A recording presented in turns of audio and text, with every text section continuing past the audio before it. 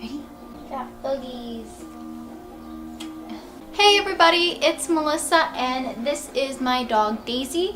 And if you don't know who Daisy is, then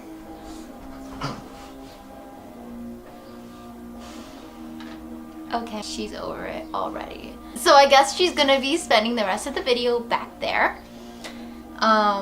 Thanks Daisy. But if you haven't checked out my last video, my 50 random facts about me tag, that'll be linked in the description below.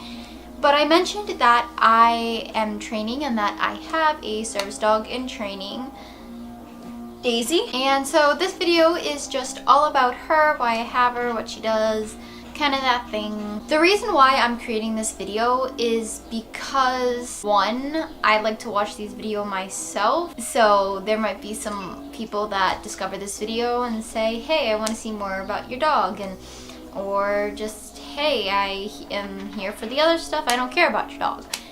Either or. Mainly the reason that I'm creating this video is because in a week or two, depending on when you see the video, when I can edit it and upload it, I'm gonna be vlogging my experience at the Rose International Doll Show in Utah. And Daisy is of course coming with me. And so I don't want to get any random questions. It would just be easier to put this out there to answer your questions, and if people have questions, I can just link you to this video. So let's just jump right into it. So the type of service dog that Daisy is a psychiatric service dog, meaning that she is needed for psychiatric. Psychiatric service dogs are different from ESAs. Which if you don't know what an ESA, that means an emotional support animal. The reason why I need Daisy is because of my anxiety, which some people may look at that and say, well, that's emotional support, isn't it? But there's a difference. Emotional support animals only give emotional support. They don't need to be trained and they don't have public access. Service dogs have tasks that they're trained to do to help their handlers, and they do have public access. Some people may look at me and say I don't look disabled, that I'm completely fine, and some people may also say you can do theater. Yes, I do theater, and I can stand on a stage in front of 1,000 people.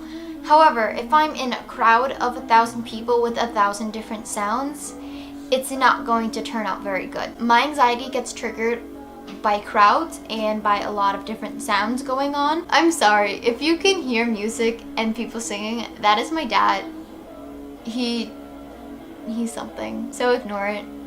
I mean, but we got free too. Just to touch up on the term disabled, the Americans with Disabilities Act, or the ADA, recognizes a disability as something that impairs your day-to-day life, which my anxiety does, and I have been diagnosed by a doctor with anxiety, so I'm not like searching the internet and be like, this is what I have, and I'm just gonna give myself a dog. It doesn't work like that. My anxiety prevents me from going out to places and enjoying being out. Before, I would just stay in my room a lot and not want to go out, but I'd have a meltdown because I was in the house all day, but I was too petrified to go out into public because I didn't want to get worked up. But now that I have Daisy and I've been training her, I'm a completely different person out in public, and I can actually enjoy myself and be myself out in public. Some of the tasks that Daisy does is she does alerting and responding to my anxiety and my anxiety like attack. She does DPT, which is deep pressure therapy, where she'll lay across my legs to apply pressure. She does grounding to help keep me focused on what I'm doing and not concerned about everything else, I guess you can say. She does stuff like blocking and watching over me, and she just overall makes sure that I'm safe. A cool task that she can do is a task called Find Mom, which if I'm in a store and I'm in a panicked mode and I want to leave but I can't find my mom, I can tell her to find my mom and she'll sniff her out and find her and bring me to her. So stuff like that helps a lot, because before my head would go to a different place in a way. I would kind of be like an airhead. If I just felt anxious, my body would shut down and I could walk in a circle 10 times and it'd look like a totally different aisle each time trying to find my mom. That stuff is basically that.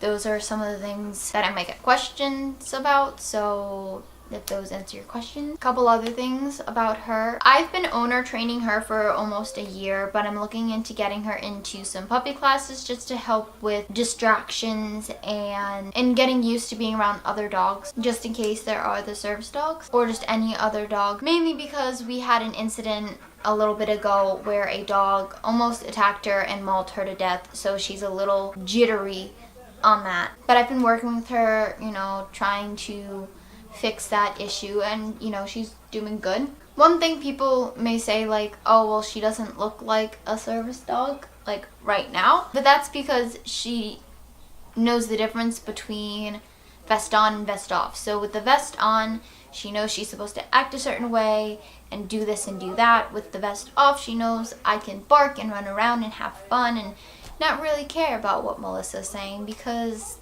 who cares? So that's that.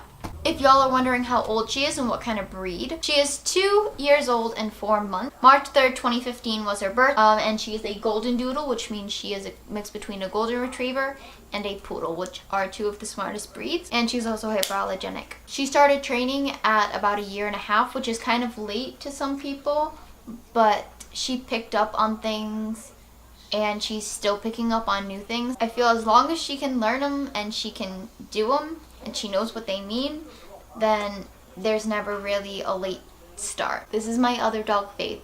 This is, yes, hello, I love. This is the dog that I mentioned that was born dead, but I saved her life. Okay, so we got the whole crew in here. We got my 2 Chihuahuas and we got my dog Daisy.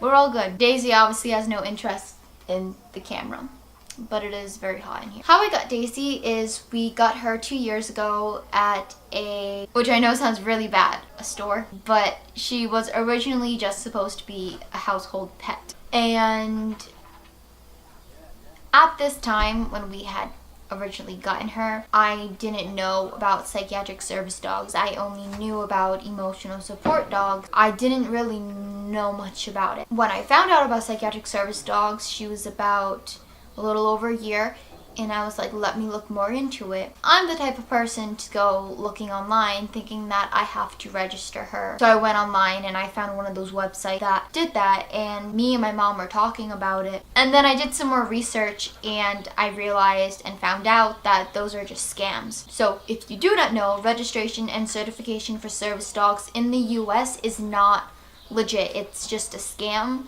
You don't need any paperwork, identification, certification, registration, none of that, because a business cannot ask you for that. The only technical paperwork that you should have is a doctor's note, which businesses can't even ask you for. So then I was like, well, I almost just wasted like $200 and didn't even know anything about that. So I started training her with little things, trying to teach her to alert to if I'm, scratching or shaking or difference in my breathing.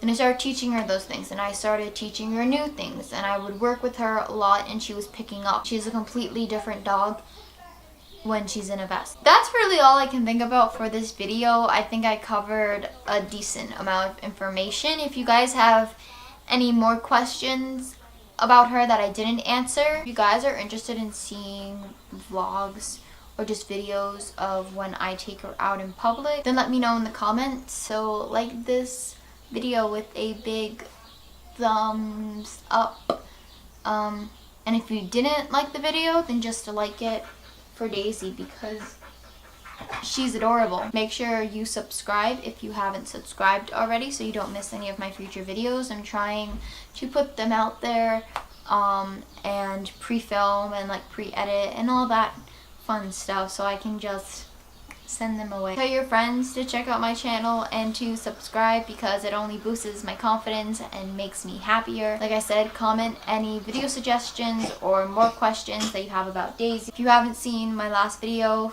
50 random facts about me, you can click the link in the description below, as well as the links to my Instagrams and my Twitter. Yeah, I'll see you guys next time in my next video. Bye. Dog 1. Dog 2. Dog 3. Daisy!